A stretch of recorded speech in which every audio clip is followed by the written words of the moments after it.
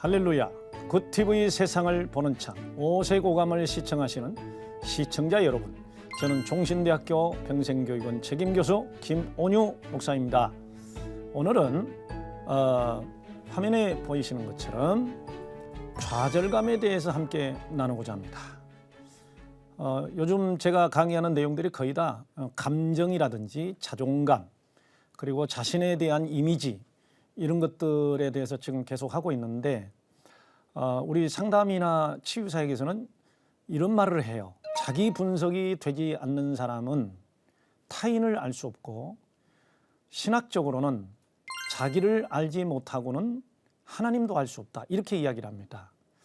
요한 칼빈은 하나님을 알지 못하고서는 자신을 알 수 없고 사람을 알 수 없다, 이렇게 말을 하죠.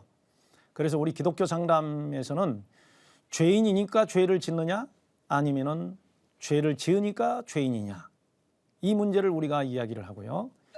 나를 분석할 수 있어야만 이 세상을 알 수 있고 타인을 알 수 있고 내 안에 역사하시는 하나님을 알 수 있다고 이렇게 말을 합니다. 오늘 여러분, 우리 자신이 가지고 있는 저 무의식의 핵심 기저에 혹시 좌절감이라는 것을 가지고 늘 살고 있습니까?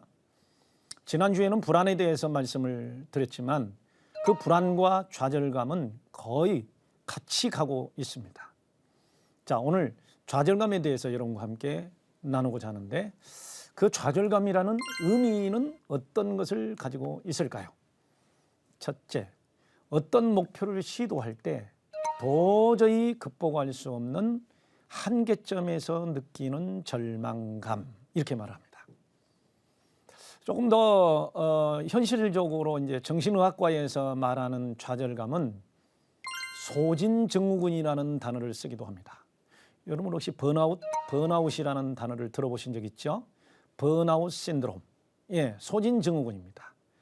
그런데 여기에다가 감이라는 감정을 붙였으니까 좌절했을 때 느끼는 감정, 좌절의 감정, 이렇게 이야기하니까 결국 끝에 절망감하고 같이 연결되는 것이죠. 어느 정신과 의사는 이런 말을 했습니다. 어려웠던 순간에 좌절감을 느끼고 빠져버린 슬럼프는 그 후에 삶의 만족감에 훨씬 더 큰 영향을 미쳤다.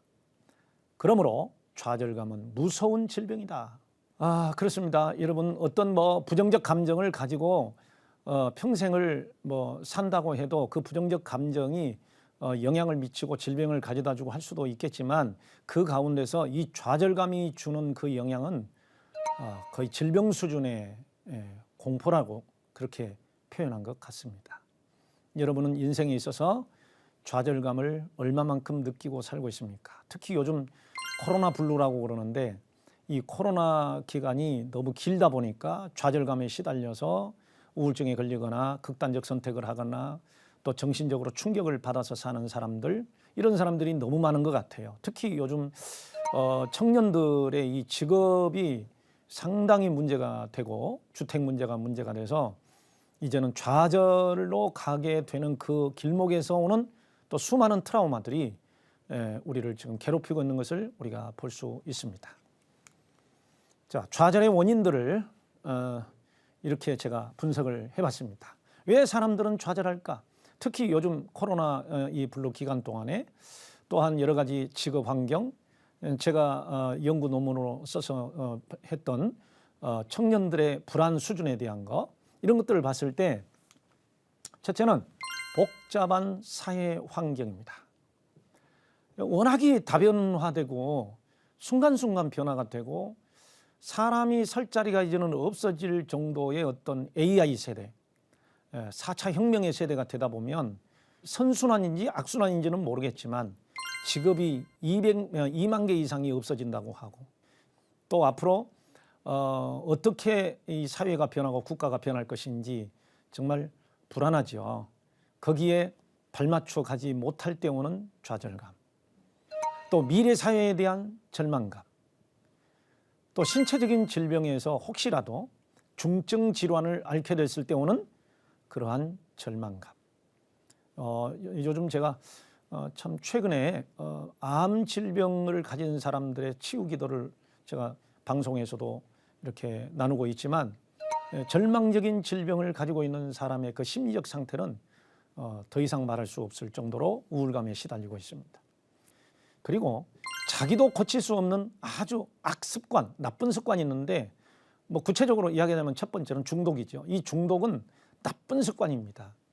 어떤 물질적 습관, 행위적 습관에 빠져서 일상생활이 영위가 되지 않고 경제적인 손실을 끼치고 신체 건강에 그 손실을 끼치고 가정 경제와 사회에 아주 악영향을 미치는 그러한 나쁜 습관이 있다 보면 그 습관을 고치는 데는 엄청난 시간과 재원과 노력이 필요한, 그래서 아예 도전도 하지 못하는 그런 것을 겪게 될 때 좌절을 앓게 됩니다.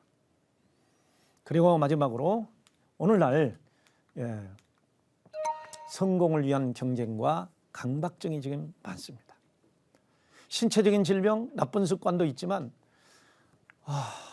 산업사회로 갈수록, 미래사회로 갈수록 나는 성공했는가 실패했는가, 물질적 성공, 삶의 성공, 정신적 성공, 이런 것들이 어떻게 보면 편안하게 가야 되는데 경쟁을 유도하고 있습니다.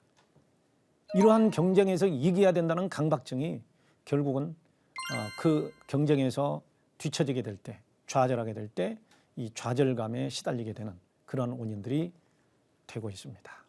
제가 항상 강의하고 또 말씀을 나눌 때마다 이런 일반적인 원인들이 있지만 또 성경은 뭐라고 말하고 있는가에 대해서 제가 설명을 할 때가 있죠. 자, 좌절의 원인들이 있을 때 영적인 원인, 신앙적 원인이 있습니다. 자, 지난주에도 우리가 인간이 가지고 있는 4가지 이상심리가 있었는데 그 이상심리가 창세기 3장에 하나님을 떠난 타락한 인간이 가지고 있는 4가지 심리가 거절감, 수치감, 죄책감, 두려움이었죠. 오늘은 영적인 원인의 첫 번째가 뭐냐? 이사야 57장 17절, 골로새서 3장에 있는 말씀 보면은 죄와 탐심은 우상숭배가 되기도 하겠죠. 그런데 그렇게 탐심을 가지는데 내가 마음 먹는 대로 되지 않을 때 그것은 곧 좌절이 됩니다. 그리고 또한 이사야 55장 8절이라든지 그리고 호세아서 4장 6절에 있는 말씀에 보면은 영적인 무지가 있습니다. 모르면 망한다는 거죠. 모르면 망한다. 하나님의 생각도 모르고 이 세상도 모르고 자신도 모르고, 근데 사실 성경은 이 무지를 허망한 마음, 로마서 1장 18절에서 21절에 보면 허망한 마음이 곧, 그리고 허무한 마음, 어두워진 마음이 영적인 무지인데 그러한 무지가 좌절에 시달리게 만듭니다. 열왕기상 19장 4절에 보면은 오늘 드디어 소진 증후군, 엘라이자 신드롬이라고 하는데 엘리야 증후군에 시달린 그 경우가 있습니다. 열심을 다해서 주님을 섬기고 영적 싸움을 했지만 여전히 세상은 변함없이 자기를 죽이려고 했을 때, 목회자도 역시 마찬가지입니다. 이 엘라이자 신드롬, 좌절감 이따가 나오겠지만 그러한 것에서 시달려 있을 때 결국은 로뎀나무 밑에 쓰러져 죽기를 청하는 이런 탈진이 올 수도 있습니다. 그리고 영적 거절감에 시달립니다. 아까 말씀드렸듯이 창세기 3장 16절에 인간이 죄를 짓고 나서 하나님으로부터의 버림받음, 여기에 대한 과도한 두려움이 결국은 좌절을 가져오게 하기도 합니다. 욥기 3장 11절, 여러분 욥의 인물에 대해서 잘 아시죠? 신체적으로도 악창이 나서 막 온몸을 기와로 긁고, 새 친구들은 와서 비난을 하고 정죄를 하고, 아내도 자기를 정죄하고 하나님을 욕하고 죽으라고 하고, 10남매가 졸지에 사망을 당하고, 그리고 또한 그 많은 재산들, 양떼가 7천이요, 약떼가 3천이요, 소떼가 5천, 이 많은 재산들과 종들이 졸지에 사라지고 물질적 손해. 그럴 때 인간은 여러분 쉽게 말하지 못합니다. 얼마나 절망스러웠으면 내가 이 땅에 태어난 것이 문제다라고 스스로 자신을 저주하겠습니까? 그리고 마지막으로 베드로처럼 관계가 단절됐어요. 특히 예수님을 향해서 주님, 세상은 다 버리고 모든 사람이 다 버려도 나는 주님을 죽을지언정 버리지 않을 것입니다 했지만 자신의 연약함 때문에 예수님을 3번이나 부인하지요. 닭이 울지요, 통곡하고 울지요. 그 다음에 예수님이 부활하셔서 베드로를 만나려고 하셨지만 부활한 소식을 들었지만 이 베드로는 주님 앞에 가지 못하고 자기 형제들과 함께 티베리아 호숫가로 옛날에 게네사렛 호수, 긴네렛 호수 그리고 또 이 갈릴리 호수죠. 다시 고기를 잡으러 그물을 메고 가버리는 그런 사건이 있지요. 네, 관계가 단절됩니다. 관계가 단절될 때 인간은 외롭습니다. 죄책감에 시달립니다. 그래서 영적인 좌절이 오기도 합니다. 그 영적인 좌절은 기도가 막히고 하나님과의 관계가 힘들어져서 가슴을 치고 울면서 기도해도 응답이 없는 것 같은 그런 영적 고통으로 시달리게 되는 경우가 많습니다. 그러면 이제 우리는 이제 전인치유니까 좌절감의 전인적 고통, 다시 전인적인 것에 대해서 설명을 하냐면은 인간은 첫째가 신체적 존재, 두 번째 정신적 존재, 그거를 심리적 존재라고 하죠. 정신을 가지고 있다. 그리고 세 번째로는 인간은 사회적 존재, 이 세상 사람들과 관계를 맺으면서 사는 공동체적 존재입니다. 마지막으로 하나님과의 관계, 종교적 존재, 영적 존재라고 말한다면 오늘 이거를 다 정리해 본다면 좌절감을 가진 사람들의 전인적 고통은 첫 번째가 오늘 말했던 탈진입니다. 좌절감입니다. 그래서 무력감과 우울증을 가지게 된다. 여기서 무력감은 신체적으로도 힘이 빠진 겁니다. 엘리야가 왜 힘이 빠졌을까요? 먹을 것도 못 먹고 물도 못 마시고 밤낮 주야로 도망을 다니니 힘이 빠지죠. 죽음의 공포가 몰려오죠. 그래서 우울증처럼 무기력이 오면서 로뎀나무 밑에 쓰러져 있는 그 상태. 여러분 탈진이라는 말을 들어보셨죠? 두 번째가 하나님께 대한 분노와 원망이 가득 차 있습니다. 좌절감이 많은 사람은 하나님을 원망합니다. 하나님 저를 왜 부르셨습니까? 왜 저를 낳게 하셨습니까? 차라리 죽는 것이 낫습니다. 네, 요나도 그랬고 엘리야도 그랬습니다. 지금 내 생명을 거두어가는 것이 가하다는 말씀. 감히 하나님 앞에서. 네, 인간은 하나님 앞에 그런 기도도 할 수 있어야 하나님과의 진심으로 만날 수 있는 기회가 되기도 하죠. 결손의 감정과 상실, 여기 결손이라는 것은 자기 감정의 표현이 좌절된 상태, 이거를 결손이라고 그래요. 인간은 자라면서 어린아이 때부터 자기 감정을 표현하고 자기의 어떤 상태를 부모에게 표현할 때 그 부모가 그걸 수용해주고 치료해주거나 위로해줄 때 신뢰감과 친밀감이 자라게 되고 건강한 자아로 성장을 하는데 어릴 때부터 감정 표현이 안 되는 것을 그리고 부모가 그 감정을 무시해버리는 것을 우리는 감각박탈이라는 무서운 단어를 씁니다. 엄마 아파, 아빠 나 힘들어, 나 속상해, 억울해, 슬퍼, 불안해 이런 말을 듣고 부모님이 그걸 받아줘야 되는데 받아주지 못할 때 아이가 느끼는 감정을 상당히 극단적인 단어로 감각박탈이라는 말을 씁니다. 여러분 혹시 어린 시절에 자라거나 아니면 여러분의 자녀들을 기를 때 감각박탈을 당하거나 감각박탈을 한 적은 없습니까? 이거 우리가 회개하고 넘어가야 됩니다. 그리고 고백하고 넘어가야 됩니다. 예, 그 다음에 인간의 한계성을 느끼게 되고 자존감이 무너질 때 얼마나 고통스럽겠습니까? 예, 좌절감은 한계성을 느낍니다. 나는 내 한계가 여기까지야. 그리고 자존감이 상실됩니다. 내가 왜 사나? 내가 이렇게 꼭 살아야 하나? 나는 참 바보 같은 인생이야. 응? 나는 정말 억울하게 살 수밖에 없는가 봐.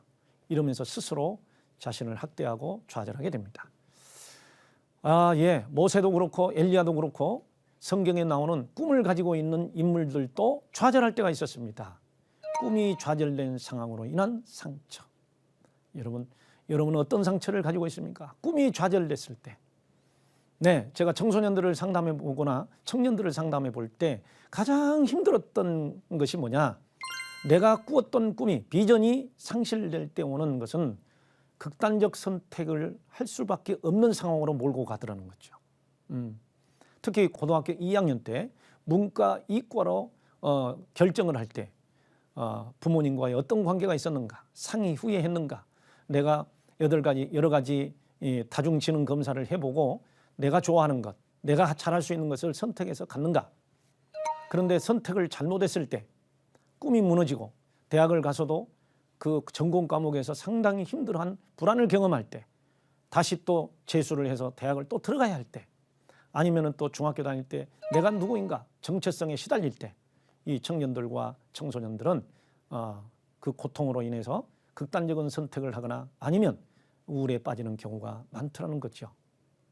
네, 좌절감은 정신적 고통, 신체적 고통, 인간관계의 고통, 하나님과의 영적인 고통을 수반하게 되어 있습니다.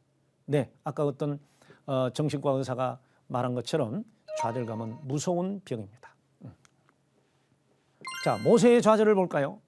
모세 역시 민족 해방의 꿈을 가지고 살았지만 어느 날 살인자가 돼서 광야에서 40년 동안을 좌절한 상태에서 처가생활을 하면서 삽니다.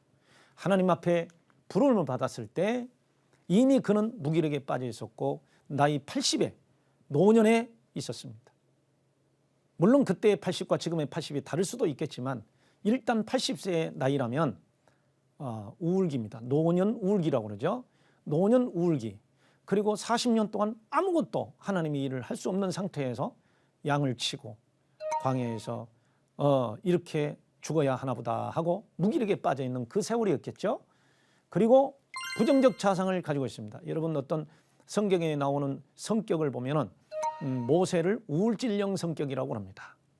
예, 하나님께서 표적과 기적을 보여줘도 영적인 거부감이 심하고 부정적 자상이 있기 때문에 내가 가면 죽일 것입니다. 나는 아무것도 할 수 없습니다. 나는 입술이 뻣뻣하고 둔한 자입니다. 이러면서 자신을 부정하고 하나님의 말씀에 대해서 불순종하게 될 때 하나님의 진노를 사게 되죠. 그러나 하나님께서는 그러한 영적인 거부감을 가지고 있는 모세를 어떻게 치유하십니까? 예, 떨기나무가 타고 있는데도 없어지지 아니하는 광경을 보여주고 그리고 이적을 보이시고 위로와 용기를 주셨는데 어떻게 위로와 용기를 주십니까? 오늘 이러한 상담을 해결 중심의 상담, 코칭 상담, 미래 진로 상담 이렇게 이야기를 해요. 인간은 미래 진로가 결정이 되고 그리고 또한 어떤 자신의 하는 자아 효능감을 갖도록 마음에 자신감을 주면 불안이 없어지거든요. 하나님께서는 그를 위로하시고 용기를 주시는데 방법이 뭐였습니까? 네가 말을 못한다면 너에게 말 잘하는 내 형 아론을 붙여주마. 그리고 네가 가서 이 지팡이를 들고 기적을 행하게 돼. 이적을 행하게 될 때 너는 그들에게 하나님처럼 되리라. 사실은 신적 존재가 될 것이다. 그래서 그들은 너의 말을 듣게 될 것이다. 네, 하나님께서 능력을 주시겠다는 겁니다.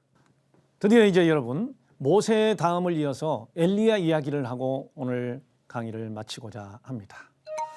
여러분이 잘 아시다시피 열왕기상 16장, 17장, 18장, 19장까지가 엘리야 선지자의 이야기로 가득 차 있습니다. 그런데 엘리야는 비도 내리게 하고 그리고 또한 불을 끌어내리는 천기를 변화시키는 기도와 능력을 가지고 그 시대에 외로운 싸움을 싸웠던 선지자 중에 선지자이지만 예수님의 좌우편에서 모세와 엘리야가 대화를 할 정도로 엘리야는 중요한 존재입니다.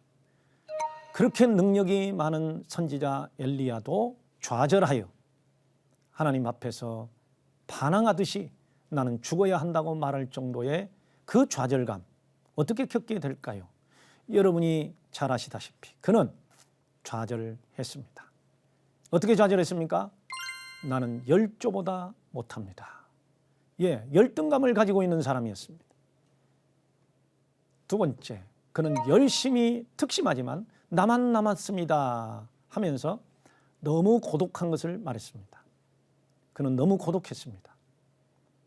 엘리야와 이세벨이 죽이려고 쫓아다닐 때 밥도 못 먹고 물도 못 마시고 지쳐서 로덴나무 밑에 쓰러져 있는 그의 모습을 한번 생각해 보시고 여러분의 인생 가운데서 어떤 사명을 감당하다가 아니면 열심히 직장 생활하다가 어떤 사업을 하다가 그리고 교회에서 생활하다가 지쳐서 쓰러져서 주여 저는 죽을 것 같습니다 라고 하는 것을 겪어보신 분이 계십니까?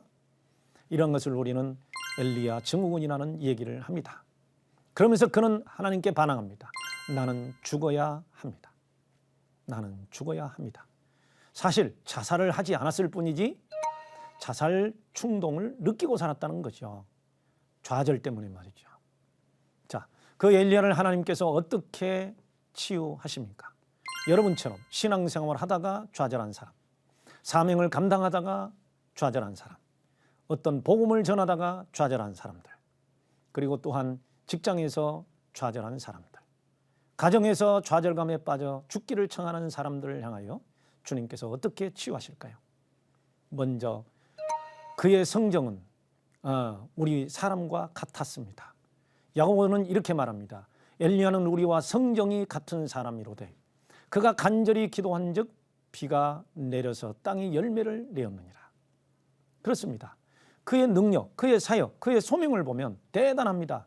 그러나 하나님께서는 엘리야를 보실 때 연약한 자였습니다. 그래서 하나님께서 그 탈진에 빠진 엘리야를 치유하실 때 먼저 먹을 것을 주십니다. 만져 주십니다. 다시 말해서 애착 치료해 주시고 그리고 먹을 것을 주시고 쉬게 하시고 휴식을 주시고 그리고 나서 질문하십니다. 왜 여기 그렇게 있느냐? 엘리야는 고백합니다. 나는 10조보다 못합니다. 열심히 특심하지만 나만 남았습니다. 나는 죽어야 마땅합니다. 그리고 나서 또 잠이 들죠. 그러고 나서 잠이 깨고 났을 때 역시 떡과 물을 주고 그를 데리고 더 이상 대답하지 않으시고 호레브에 가서 40일 동안을 기도하게 하십니다. 거기서 휴식하게 하십니다. 하나님의 음성을 듣게 합니다. 자, 먹을 것을 주셨죠? 네, 그렇습니다.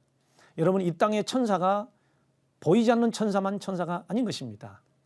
여러분 곁에서 여러분이 좌절했을 때 아니면 또한 여러분이 좌절했을 때 아니면 이웃이 좌절했을 때 곁에서 먹을 것을 주고 안아주고 도와주고 그리고 쉬게 할 수 있는 사람이 천사가 되는 것입니다. 오늘 좌절에 빠진 사람들에게 우리는 어떻게 해야 될까요? 또 우리가 그런 사람을 상담을 할 때 어떻게 해야 될까요? 하나님께서는 그에게 사명을 주셨습니다. 예후에게 님시 아들 예후에게 기름을 부어서 왕이 되도록 하고 엘리사에게 기름을 부어서 제자로 삼고 그리고 또한 사역을 이렇게 하라고 말씀하시면서 의미를 가지게 하셨습니다. 너는 결코 외롭지 않다.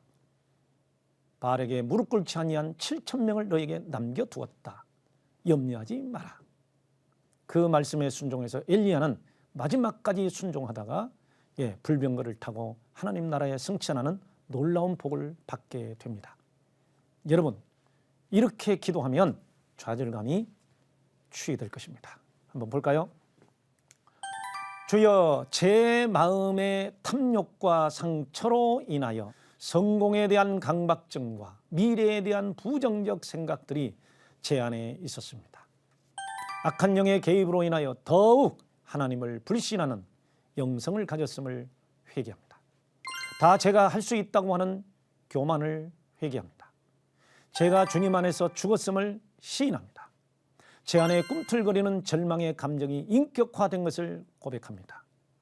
주님 십자가 앞에 내려놓습니다. 주여, 저를 건져 주시옵소서.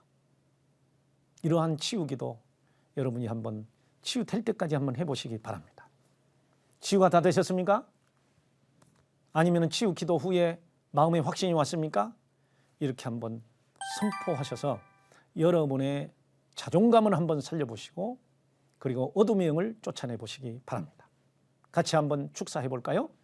나의 상처와 부정적인 생각들을 틀어쥐고 절망시키는 악한 영들아, 기질적인 무력감과 대물림되는 상처를 빌미로 절망시키는 영들아, 이 시간 하나님의 자녀된 권세로 명하노니, 예수님의 이름으로 명하노니 나에게서 떠나갈지어다. 하나님의 말씀으로 세상을 이해하고 바라보는 마음의 창이 여러분 안에 열리기를 소망하며 이 시간 마치겠습니다. 감사합니다.